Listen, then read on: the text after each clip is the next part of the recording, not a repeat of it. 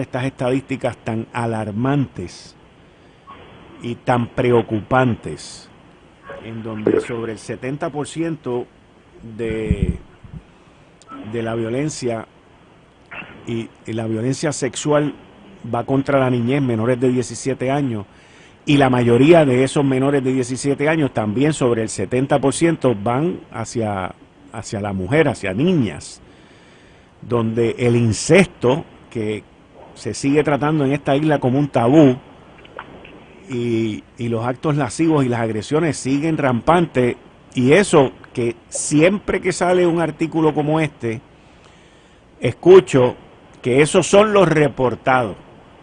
Los no reportados son muchos más. ¿Cómo usted ve esta situación en nuestra isla? Pues mire, me gustaría comenzar por lo último. Por cada 2 casos que nosotros sabemos que se reportan por la policía, pueden haber de 10 a 12 que nosotros no sabemos.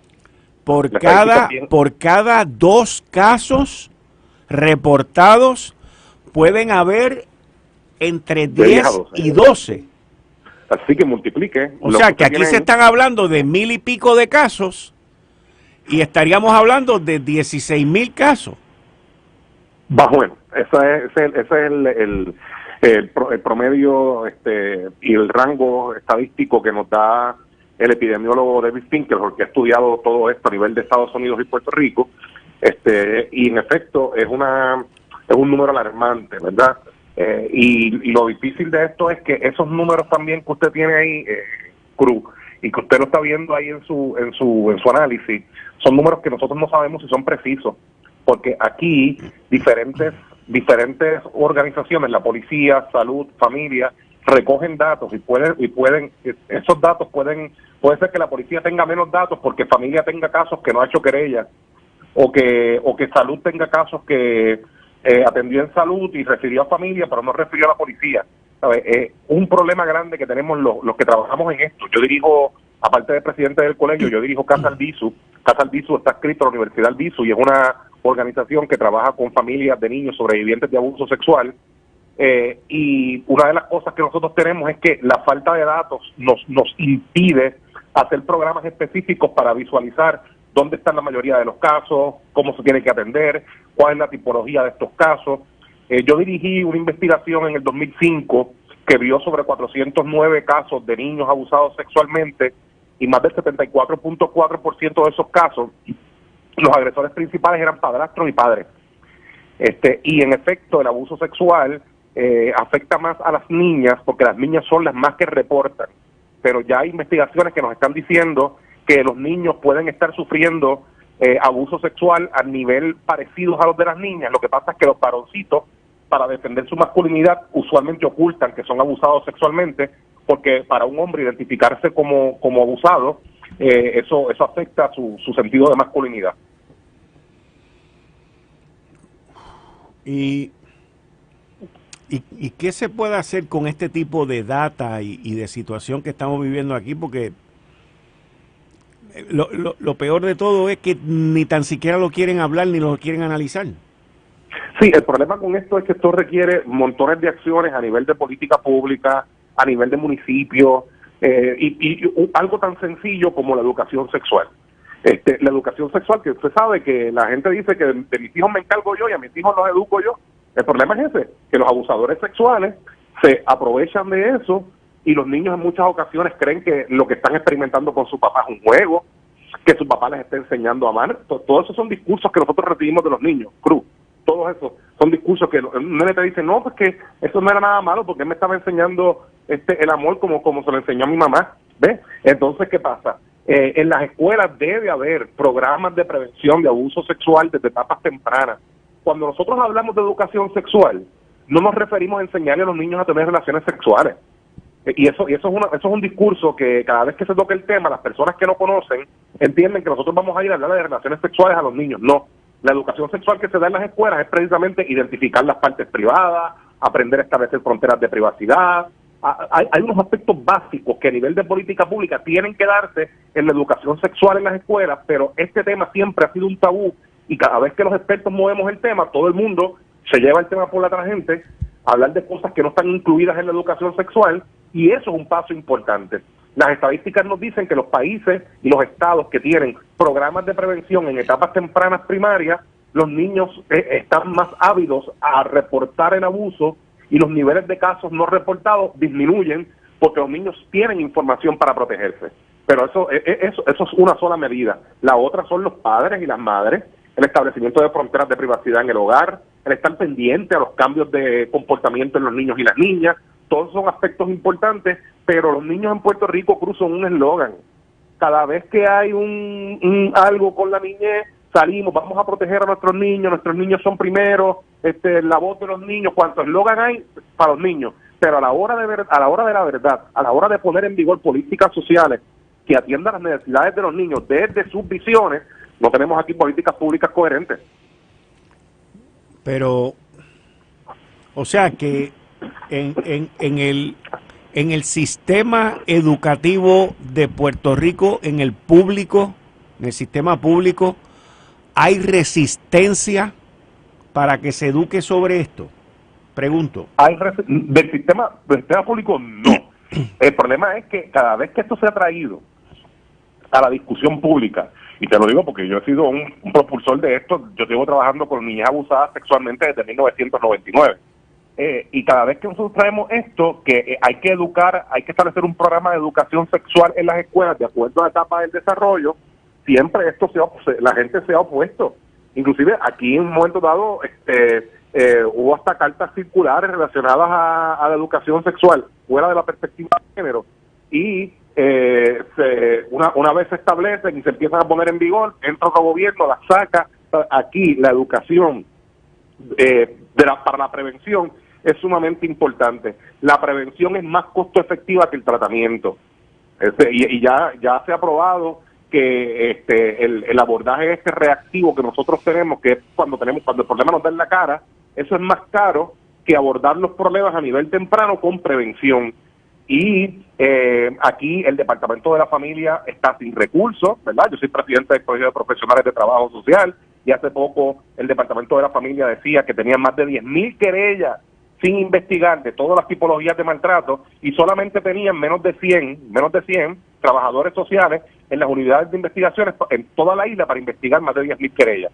Así que hay una situación, está ocurriendo una debacle en la prestación de los servicios sociales en el país y en la atención a estas emergencias sociales que son tan importantes, y hay que poner recursos, no solamente para la prevención, sino para la atención, para la investigación, para el tratamiento de la familia.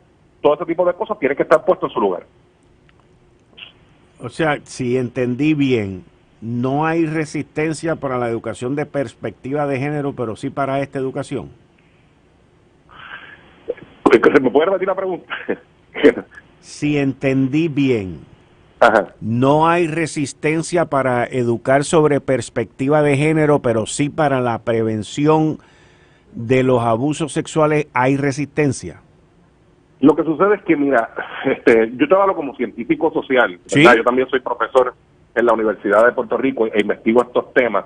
Hay cosas que van de la mano, porque, por ejemplo, muchos de los abusos que ocurren hacia las niñas, cuando usted se pone a investigar, y nosotros hemos hecho investigaciones sobre agresores, estos agresores ven a las niñas de la misma forma en que ven a sus esposas, como objetos, como cosas que le pertenecen. Y en muchos de estos casos hay unos patrones terribles de machismo, de poder desigual en las casas. O sea, que sí, la perspectiva de género todo esto se conecta. Y es bien importante porque usted no puede. Una de las cosas que yo aprendí cuando estudiaba investigación cualitativa a nivel social es que tú no puedes fragmentar lo social. Lo social tiene unas interconexiones y tú tienes que abordarlo de esas formas interconexas, porque si pierdes una, se te va la otra. Entonces aquí, por ejemplo, la perspectiva de género no es otra cosa que mirar con unos lentes toda la sociedad para verificar con esos lentes, para identificar, porque a veces no nos damos cuenta dónde están las desigualdades entre los hombres y las mujeres a base de género. Esa es perspectiva de género, no es complicado.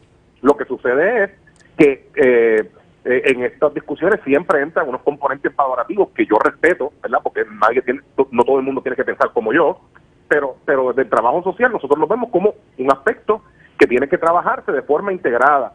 Y sí hay resistencia, tanto a la educación sexual como a la perspectiva de género. Y mientras esa resistencia esté ahí, va a ser bien difícil poder abordar las necesidades las necesidades sociales, ¿verdad? De estos grupos, porque todo esto se concatena, todo esto se une, una cosa con la otra. Y hacer esas intervenciones tiene que hacerse desde una perspectiva de género, de sexualidad, adaptada a las etapas del desarrollo de la niñez. No, a los niños no se les educa de forma igual, a los de escuela elemental se les educa de una forma, a los de intermedia de otra, a los de superior de otra, y ya el Departamento de Educación tiene material. Lo que sucede es que cada vez que esto se empieza a poner en vigor, salen grupos, ¿verdad?, principalmente de base de fe, a oponerse a esto, diciendo que a los hijos los educan los padres. Y eso no necesariamente es así. Podríamos decir que lo común, lamentablemente, es de un varón hacia una niña. De eso que estamos hablando aquí, 70 y pico % de los casos, ¿correcto? Eso es así, es así. En la mayoría de los casos, un varón hacia una niña. En la mayoría de los casos, ok. Entonces, esa niña, en la mayoría de los casos, va donde su madre a decirle o a hablarle de lo que está ocurriendo. No, eso no ocurre porque usualmente en estos casos, de nuevo, hay un aspecto de poder donde ese hombre gobierna todas las manifestaciones del hogar, ¿verdad? Como que está arriba en la pirámide del poder, y las niñas ven a sus mamás vulnerabilizadas y a lo mejor piensan que hablar con su mamá les va a generar un problema a su mamá, o que no le van a creer, o que la mamá se va en medio de ese patrón disruptivo, ¿verdad?, que hay entre esa familia, que la mamá se va a alinear con su papá, cosa que a veces ocurre, y la mayoría de las víctimas, cuando hablan en el núcleo familiar, lo que reciben es rechazo. No le creen, le dicen mentirosas, que eso es verdad. Entonces, ahí era donde quería llegar.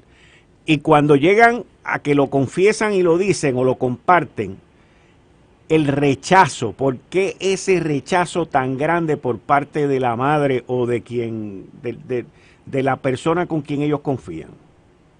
Porque, mira, esto tiene una explicación, es compleja. Hay un psiquiatra inglés que se llama Arnold Bentovin, que dice que el sistema familiar se organiza y se agrupa a través del trauma. Y eso implica es que todos están involucrados en el evento abusivo. En muchas ocasiones a una mujer se le hace muy difícil creer, ¿verdad?, que esa persona que está al lado de ella abusó de sus hijos. En muchas ocasiones hay dinámicas de violencia doméstica, y eso provoca que muchas víctimas reciban rechazo de su mismo núcleo familiar. E inclusive en muchas ocasiones nosotros tenemos a niños que una vez se remueven de sus casas, mandan a sus abuelos a llamarla, o a sus hermanos a llamarla para que se arrepienta de lo que dijo, para que eche para atrás en su relato. Y en muchas ocasiones niños, después que hablan y dicen que el abuso ocurrió, se retractan. 35% de los casos de los niños se retractan. Después que hablaron, dicen que eso no pasó. Y usualmente lo dicen para tratar de recuperar, de organizar nuevamente ese núcleo familiar desequilibrado, que está organizado por el trauma, y para tratar de que su papá no vaya a la cárcel, para que sus hermanitos puedan estar juntos. Y entonces esa víctima se convierte como en un cordero de sacrificio en medio de esa dinámica traumática que es tan terrible y tan triste. ¿Y qué uno le puede enseñar a estos niños y a estas niñas desde que son pequeños? Te voy a dar mi ejemplo. A mí mi mamá, cuando me estaba criando, siempre me decía, tú no dejas que nadie te toque tus partes privadas. O sea, eso era, pero como si fuera una gota. Tú nunca le aceptes nada a ningún extraño, nunca te montes en un vehículo de nadie. Y yo recuerdo eso, pero como si me lo estuviera diciendo ahora mismo. Entonces, perfecto. Sí, eso es que mira, es que esto es tan importante que los padres puedan hablar a sus hijos sobre sexualidad. Y esto a nivel cultural tiene una raíz. Puerto Rico es un país altamente sexualizado. Usted se sienta a ver programas de televisión con alto contenido sexual, te ríe, qué sé yo qué, pero a la hora de hablar cara a cara sobre la sexualidad, a la gente le entra como una vergüenza, como una cosa. Y entonces es importante que los padres le hablen a sus hijos sobre sexualidad. Yo tuve una madre muy protectora cuando yo era pequeño. En casa, por ejemplo, mi mamá no me dejaba quedar en casa de nadie. Si venían amigos a quedarse en la casa, había que dormir con las puertas abiertas. Siempre estaba pendiente. Entonces yo viví una niñez sumamente protegida.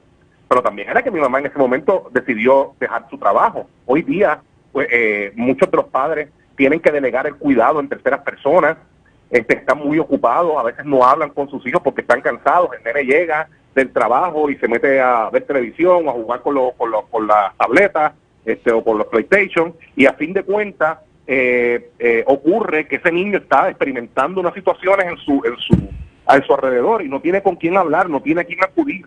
Así que es importante que las familias hablen de esto. Son importantes los espacios familiares donde no hayan juegos electrónicos,